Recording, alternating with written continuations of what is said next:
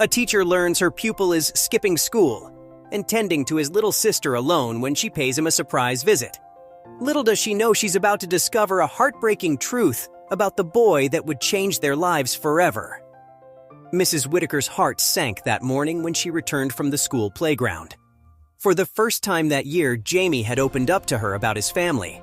As a teacher, Mrs. Whitaker was aware of her limitations and that it wasn't her job to pry into her students' lives. But little Jamie was so different, not because she had a soft corner for him, but because he was the sweetest and kindest boy in her class. Despite being only 7, he'd never been a trouble for anyone, and he'd always been too quiet for someone his age. So that day, when she saw him in the playground with a Polaroid camera, she decided to have a little talk with him. If only she knew that talk would change her life forever. "That's a lovely camera you got, darling," Mrs. Whitaker remarked, and the young boy turned to face her. "Thank you," he said quietly. "Daddy got it for me." "So, have you got any pictures in there? May I look?" Jamie shook his head. "Not yet, but I know I'll get some pretty clicks. Daddy was a photographer and he loved taking pictures." "Oh, did he? Well, I guess that's what smart daddies do," she said with a smile.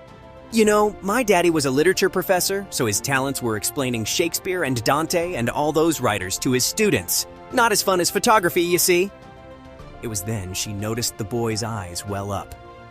"But he can't get me anything now," he whispered. "Daddy's gone." He went to the angels. When Jamie said that, something passed through Mrs. Whitaker's heart. It made her stomach churn, and she wished she hadn't asked Jamie about his father. Since she'd started teaching Jamie, Mrs. Whitaker had always wondered why the boy never spoke about his family. She'd once seen his mother during the parent-teacher meeting, but never got the chance to ask her if Jamie was happy at home. After learning about his father's death, Mrs. Whitaker's heart sank. "You're a brave boy, Jamie," she told him calmly. "And I'm sure your father is telling the angels what a beautiful son he has. Isn't that right? Blood is not always thicker than water." Mrs. Whitaker noticed a weird sadness in Jamie's eyes as he nodded and returned to class that morning. She stood there watching him leave and wondering how terrible the loss must have been for a little heart like Jamie's to bear. Unfortunately, she had no idea that he was so devastated after losing his father that he couldn't bring himself to part with his camera. He carried it everywhere he went and even skipped classes on occasion to photograph landscapes and nature. Something similar happened one day. Jamie didn't show up at school that day and Mrs. Whitaker couldn't reach his mother. She assumed Jamie was sick and would return to school soon, but that didn't happen.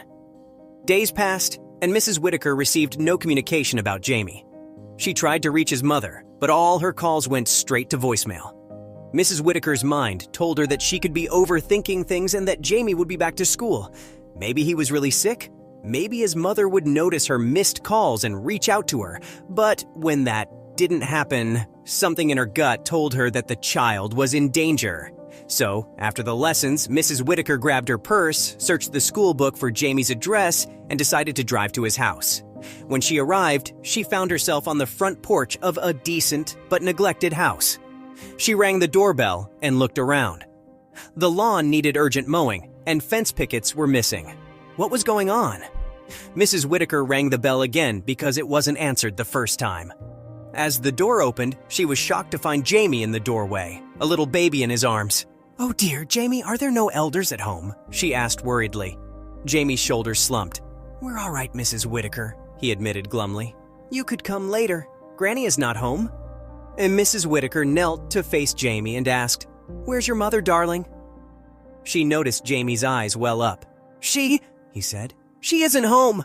"Well then," she said, "I'm coming in to look after you until she returns." Mrs. Whitaker stormed into the house and her hands went to her mouth in shock. Half-buttered bread was lying on the kitchen counter and toys were littered around the living room. Then she noticed the dirty milk bottles on the front table and a pram beside the couch. The house clearly looked like it hadn't been cleaned in days, if not weeks. And Mrs. Whitaker was slowly getting an idea why Jamie was missing from school for days. "Would you kindly hold my sister Camilla, Mrs. Whitaker? I can make you some tea, and I'm hungry. I need to make sandwiches." "Well, honey, I'm not in the mood for any tea, and I suppose I can make you a sandwich instead. But you really need to tell me whether someone is watching out for you and your sister. This house appears to be in disarray to me, and your mother should be thankful no one called the cops on her." she exclaimed. "So you sit right there on the couch and leave things up to me." Mrs. Whitaker buttered the bread and made juice from the oranges she found in the fruit basket. She then handed Jamie a large glass of juice and a sandwich and rocked Camilla while he ate. Suddenly, Jamie spoke up. "Granny will be home soon." "Thank you." "Ah, well, all right," Mrs. Whitaker replied as she looked around the house. She could see another room right beside the kitchen, and it had photographs on the walls. One of the photos was clearly visible, and she recognized it as Camilla's Polaroid. She couldn't resist asking Jamie about it. "Are those your baby sister's pictures in that room?" she asked, and Jamie nodded. "I take them to track her growth. Daddy did that too, when I was little." "Oh, how sweet. That's lovely, Jamie," said Mrs. Whitaker as she sat beside him. Then she asked, "So, is your mother away? I mean, you said your granny was looking after you." Jamie shook his head. "She is..." He paused. "She is?" asked Mrs. Whitaker. "Is your mom in trouble, Jamie? You can be honest, didn't I?" Before Mrs. Whitaker would finish, the doorbell cut her off. Mrs. Whitaker opened the door to see a fragile woman who looked like Jamie on the front porch. "Are you Jamie's grandmother?" she asked, and the older woman nodded. "I'm sorry for just walking into your house like this, but, Jamie didn't show up at school for days, and I was worried. I'm his teacher. Oh, please, please come in." Jamie's grandmother, Rose, walked in, and her eyes welled up. "Oh, God!" she cried, her weak hands pressing her lips. "What has this house become?"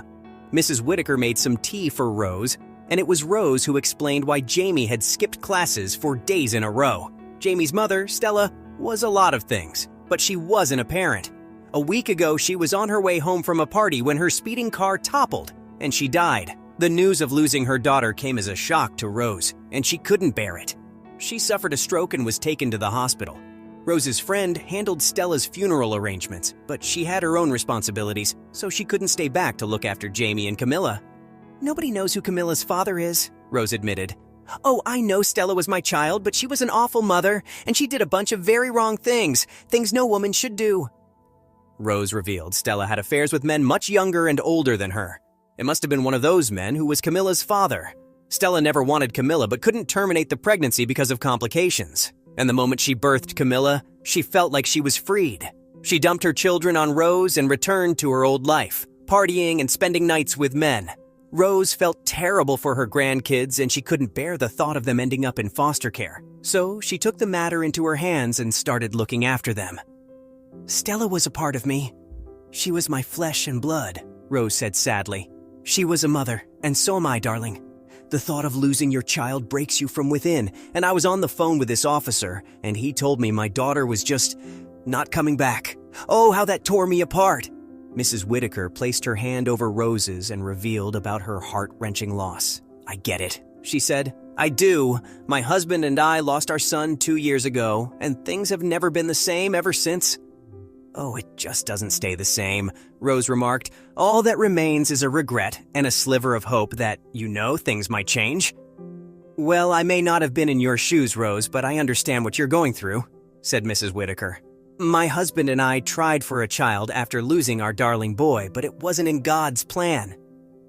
We went through all sorts of fertility treatments and sought advice from the best experts, but sometimes it's just not in your stars.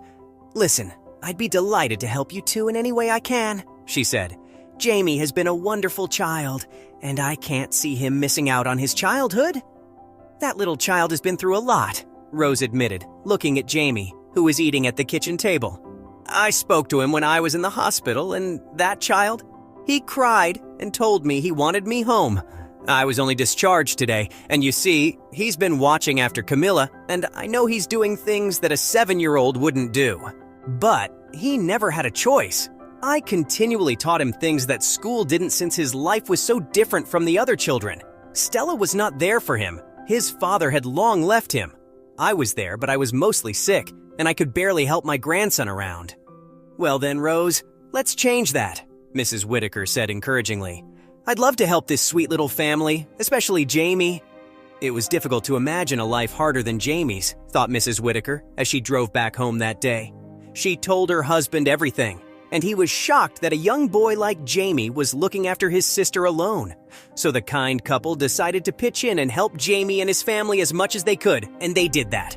While Mrs. Whitaker helped Rose look after Jamie and Camilla, Mr. Whitaker came up with exciting picnics, hiking, sightseeing, and trips for the family.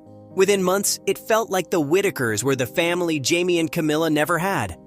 But that's where things only began turning beautiful for the two families.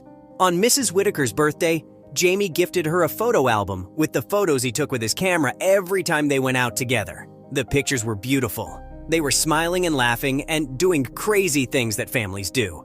Tears sprang from Mrs. Whitaker's eyes when she found a little message behind one of the Polaroids. "Camilla, me, and Mrs. Whitaker. She's like our new mommy." It was God's sign, Mrs. Whitaker thought. Perhaps her meeting Jamie had always been God's intention, and she only realized it now. So Mr. and Mrs. Whitaker had a serious discussion, after which they decided to adopt Jamie and Camilla. Hesitantly, they proposed the idea to Rose, who burst into tears and gently pressed the Whitakers' palms in her hands. "I always wondered what would happen to my beautiful grandbabies if God called me home," Rose confessed. "Oh dear, I fought with God sometimes, begging for answers.